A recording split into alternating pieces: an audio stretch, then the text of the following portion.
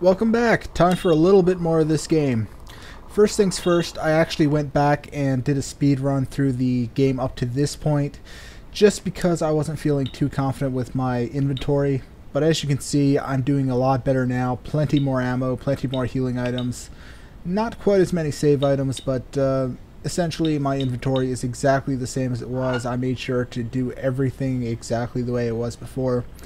So we should have no problems, and the game should work a lot more smoothly from here on out for me. Because, well, it's just not going to be very good if I'm completely out of ammo, because there's no alternative to using guns. You can't punch anything, you can't hit anything, there's no melee weapons.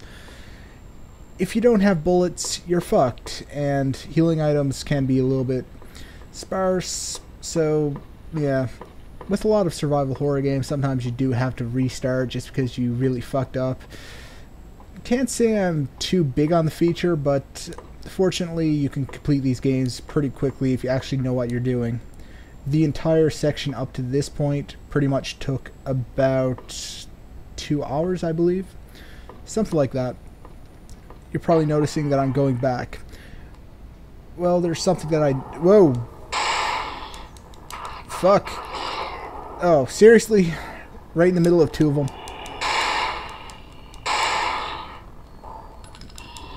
Seriously? Fuck this.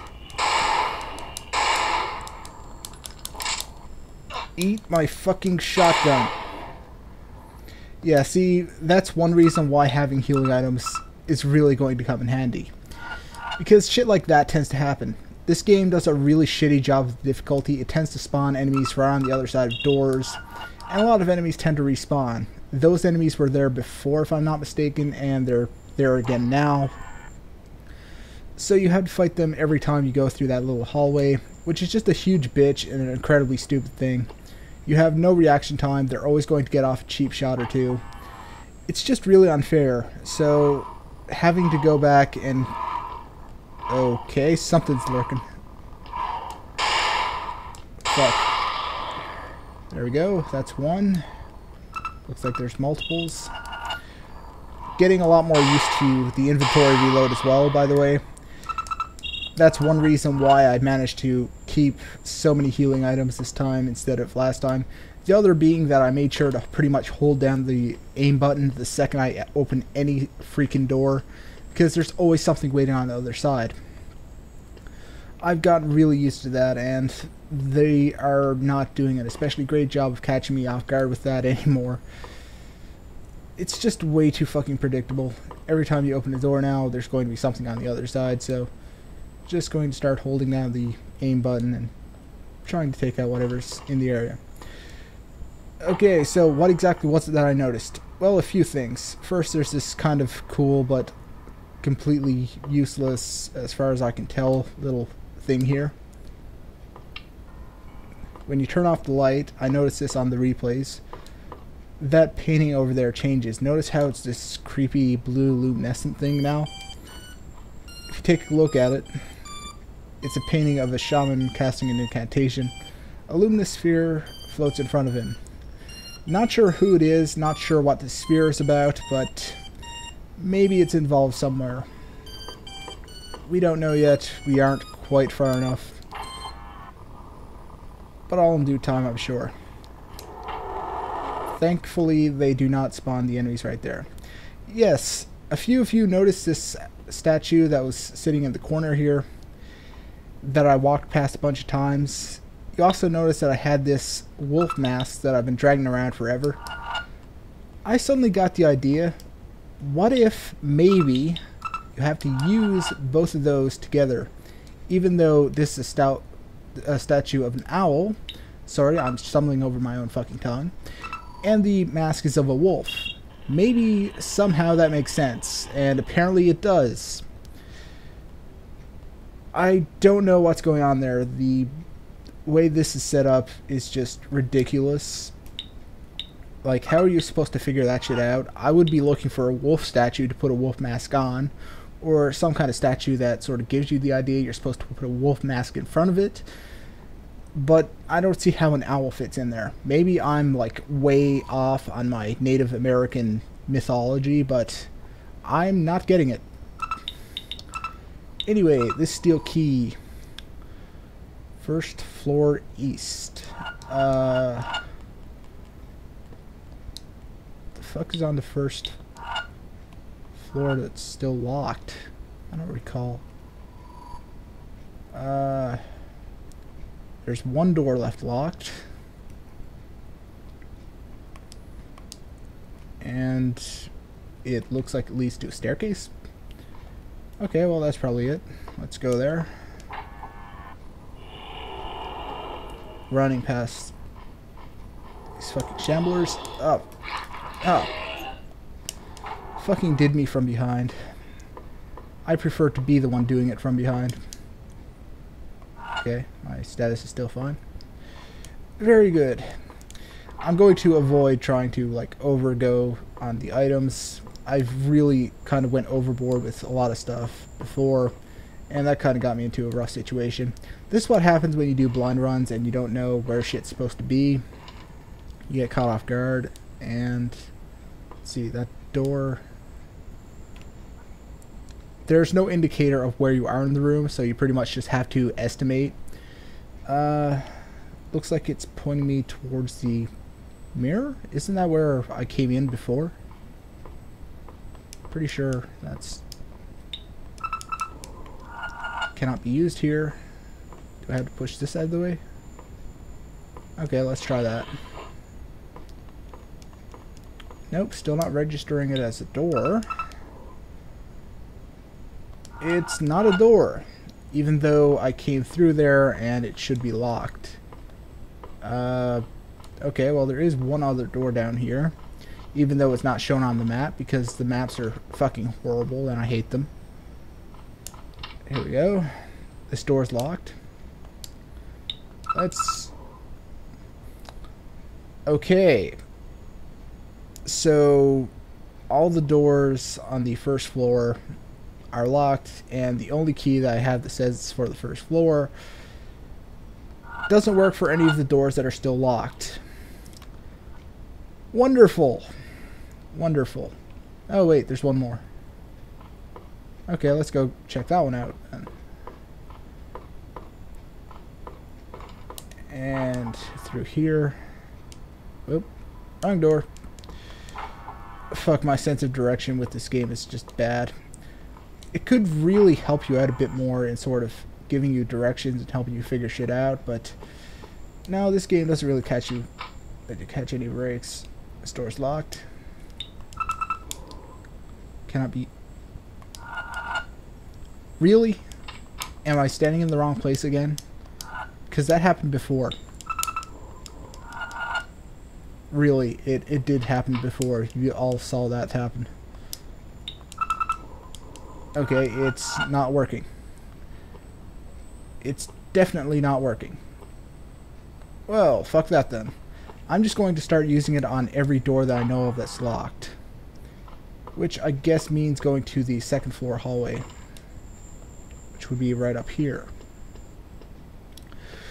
By the way, sorry about the cutoff in the last video. The thing was, I ran out of hard drive space. That's why it just suddenly cut off in the middle of nowhere. I decided to scout around and... Whoa! Fuck! Fuck!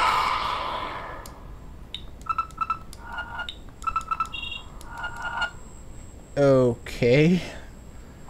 Fucking camera angles. Really? That's just fucking... Fuck that. Really helps break the immersion too when you're facing the camera and stuff pops out like that. Like if you were the character, you'd be able to see that shit, but no. They make it extremely apparent that you are actually not the character, you're the camera somewhere, and yeah. Okay, well there's this door. This has been locked forever.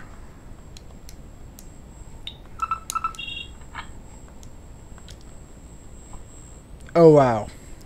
Okay. See this right there in the lower right corner? Manor, second floor. Note how I'm on the second floor of the manor. What did the key say? Go on, scroll back. You can check it. You could go and look and see what the key said. I'll wait. Okay, you back? The key said first floor. The map says second floor. I am on the second floor. I went up a flight of steps. Yet the key said first floor. Fuck this. This is stupid. I hate this. That is just... God. There are no words. These people just need to decide what the fuck they're doing. Because, holy shit. Oh, okay. Something's here. Something's here. Where is it? The camera was way too tight. I couldn't see shit. Oh god, it's those green sons of bitches. I love these guys.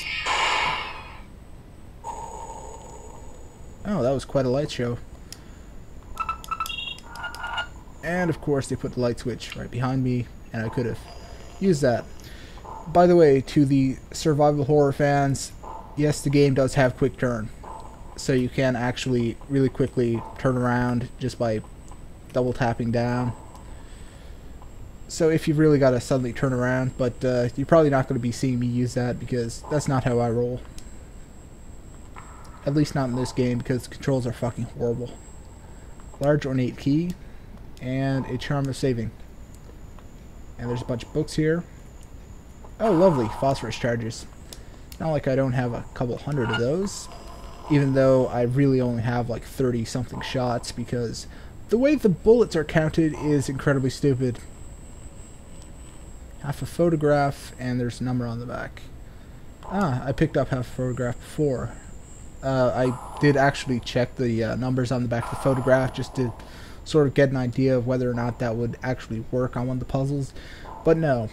I also sort of figured out how to push the books in the right order.